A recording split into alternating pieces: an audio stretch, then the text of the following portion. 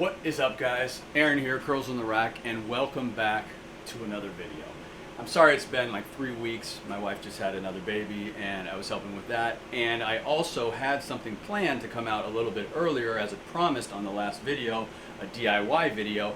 But after building the DIY project, I thought maybe it was best to reach out to some fitness manufacturers because I thought it was such a good idea. I didn't want to toot my own horn or anything, but I thought that maybe this would be something that a fitness company such as Rogue or Kabuki or maybe even PRX might want to manufacture. So I wanted to hold off on putting the video out there just in case I was able to get it in there and then there was any sort of like non-disclosure, please don't put this information out yet. But I'm in the process of hearing back from them, so if you're seeing this video, they either said passed on it or they said go ahead and release the video, we don't care, do a DIY version of it. So that's exactly what we're going to do today.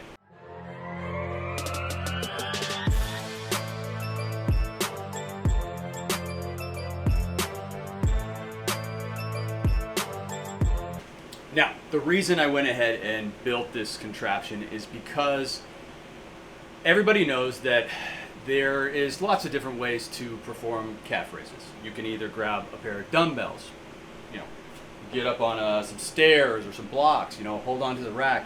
You could put a dip belt on and put weights in between it. Same concept, get up on there, hold on the rack. And lately I've been actually just using a platform and my SS bar, getting up into position because I don't like the weight to be loaded on my waist. I would rather have it up on my shoulders. Grab one handle of the SS bar, and then do calf raises on a platform holding onto the rack. Now, that's cool and it works, but I personally like to sit down when I'm doing my calf raises. And in order to sit down to do a calf raise, you need a seated calf raise machine. I had a seated calf raise machine. It took up like this whole floor section here. I was constantly having to move it out of the way just to perform deadlifts here or whatever other exercises I want to be on the floor right in this space. It just wasn't a viable option for me because I was limited on space. So what I thought to do, and always just in the back of my mind wanting to do this, just trying to come up with how to do it, was build a DIY seated calf raise machine that folds into the wall when you're done. And so that's what I did, and I'll show that to you guys now. All right, so here she is in all her glory. The Calfmaster 3000 or the Baby Cow 1.0. Those are all working titles for this. But this is it, and it's tucked away flush against the wall position, much like the slinger that folds into the wall. This is about as flush as it can go into the wall. And the way it works is you go ahead and pull this pin out, pop this up into place, pull this guy to here. It's locked into place, totally secure. And then just for added security, you can pop the pin up there and it won't come out, right? It stays up into that position right there. And then you could go ahead and you could actually have kept this on there. I just use this in different spaces in the gym, but you can put one of these guys on here, lock it into place, okay? Throw a bunch of weight on it, and I'll put like 345s on just to show you guys. Now, obviously, you could also have side mounts, so you can have more weights on the side. I just chose to go this route with it. And now that you have your plates on there, you can get somewhere to sit. You can roll your bench up.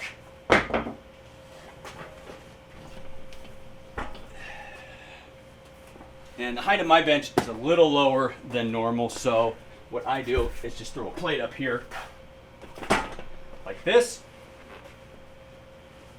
I then put my platform underneath here.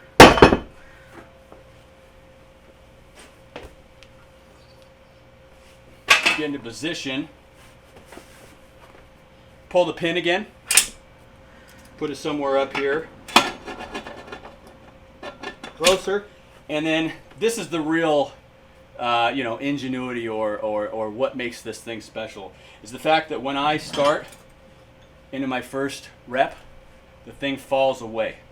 So the weight is totally supported by my legs, driven down through the calves, and really you can focus on doing your calf raises rather than focusing on standing and stabilizing yourself on a rack. You can just feel the stretch and use this like this. Now when you're done, you take this guy, you pull it back, it locks it back into place. Then you can take the weight off, put it away, take your rest, go again, and that is the basic idea. So I'll go ahead and show you what I use to make this, and then I'll have detailed instructions on the website for everything I used if you head over there, curlsintherack.com. Okay, so I'll start front to back here and I'll tell you exactly what I use. So obviously I needed something for on top of my legs that wasn't going to be very abrasive, so what I used was a 2x6, and then I put foam padding underneath the vinyl here. Covered it with the vinyl, stapled it all up, so then you have a nice pad to push on, and you're not going to dig into your knees or whatever. Then I attached that with bolts up through this cross member here. Now this is a cross member. Shout out to Josh for hooking me up with this and letting me cut it up. That I cut down to 27 inches. That way I didn't want to come out super far, and I also wanted it to fold down flush against the wall, and if it was too long it would hit the floor before it had a chance to fold in. So 27 inches was perfect for this design. Then as you can see, these are the Rogue pop pins, and this is the Rogue Monster Light channel storage, the long version. But you could also get the side mount ones, run 2 long bolts through there, and then you could go from the side. You just have to get the measurement exactly right and not make sure that the bumper plates are not too big of a diameter. And the next piece I use is the stabilizer for the Echo GHD. Now I took off the little flat panel that goes on top of your plyo box, and this was just sitting around because it doesn't really work well for that. But anyways, that's what I used because I had this laying around. Then I bolted that in there, and I just use a band pin at the very bottom and a cable that I made from Home Depot that goes up through the back of the upright here, and I put a grommet on this side and I put a grommet underneath, because if you don't, it's going to shred this cable up. And then I greased it up with keg lube, so that way it slides easy between there and you're not going to have a broken cable. Next thing I used is 2 L brackets that I got also from Home Depot. Stringer on the back here, and then as you can see I already had a stringer down here. Please use a stringer. Don't think that you're going to be able to support a lot of weight on one stud in the wall. Use a stringer, be safe.